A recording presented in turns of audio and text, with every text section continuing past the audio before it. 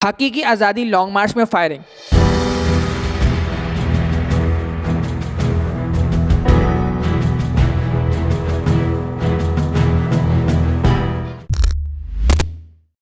Chairman P T I Imran Khan کی جانب سے شروع ہونے والا حقیقی آزادی لانگ مارچ کا چھٹا دن، جس میں خان صاحب سمیت 10 افراد زخمی ہو گئے۔ نامعلوم شخص کنٹینر کے نیچے تھا جس نے فائرنگ کی، جس کے نتیجے میں بھگدڑ مچ گئی۔ فائرنگ سے 13 افراد زخمی ہو گئے۔ خان صاحب سمیت تمام زخمیوں کو ہسپتال منتقل کر کے طبی امداد فراہم کی گئی، جہاں ان کی حالت خطرے سے باہر بتائی جا رہی ہے۔ ملزم نے عمران خان کا نشانہ لے کر فائر کیا۔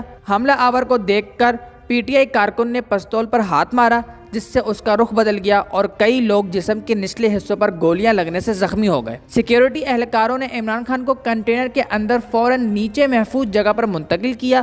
کنٹینر سے بھی اعلان کیا گیا کہ عمران خان کی ٹانگ میں گولی لگی ہے۔ اس سب کے بعد لانگ مارچ کا اگلا لائحہ عمل کیا ہوگا؟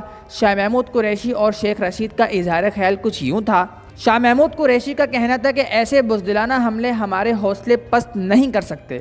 عمران خان پر حملے کی خبر سن کر پوری قوم میں پریشانی کی لہر دوڑ گئی ہے۔ کارکنوں سے درخواست کروں گا کہ وہ جذبات پر قابو رکھیں اور پرامن رہیں۔ شاہ محمود قریشی نے مزید کہا ہے کہ قانون کے دائرے میں رہیں، ہمیں بردباری اور تحمل کا مظاہرہ کرنا ہے۔ 6 دن سے ہمارا لانگ مارچ پرامن چل رہا ہے۔ آئندہ کے لائحہ عمل پر عمران خان سے مشاورت کے بعد فیصلہ کریں گے۔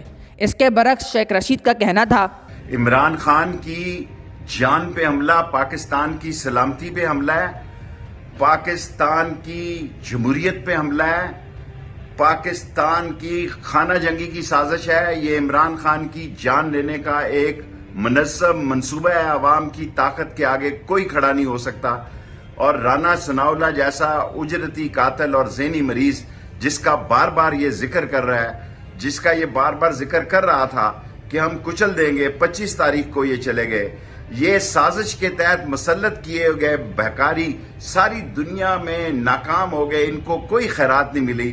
اب جب لوگ راولپنڈی کی طرف بڑھ رہے تھے تو راولپنڈی سے ایک سمندر نکلنا ہے۔ یہ کنٹینر اور یہ 27 کلومیٹر کی جیل، یہاں سے ان کو بھاگنے نہیں دیں گے، ان کو قانون کے حوالے کریں گے۔ میں عوام سے اپیل کروں گا کہ وہ پرامن رہیں، قانون کو ہاتھ میں لے لیں۔ اللہ کا شکر ہے کہ عمران خان کی جان بچ گئی ہے، اور میرے مولا نے چاہا تو یہ کرمینل مائنڈڈ ذہنی مریض اور اجرتی قاتل رانا ثناءاللہ اور اس کے پیچھے موجودہ سازشی حکومت قانون کے شکنجے میں آئے گی اور قانون کے دائرے سے نہیں نکل سکتی۔ پاکستان ان مسائل سے نکلے گا، اور قوم عمران خان کے پیچھے کھڑی ہے، اور جو اصلی اور نسلی ہے وہ عمران خان کے ساتھ کھڑا ہے، اور پاکستان انشاءاللہ ان سازشیوں سے اسی مہینے میں ان کو بے نقاب کر دے گا، اور پاکستان آگے بڑھے گا۔ ملک گیر تحریک انصاف کا احتجاج جاری ہے۔ صورتحال آگے کیا ہوگی؟ نئی اپڈیٹس کے لیے ہمارے ساتھ جڑے رہیں۔ ابھی کے لیے اجازت دیجیے۔ اللہ نگہبان۔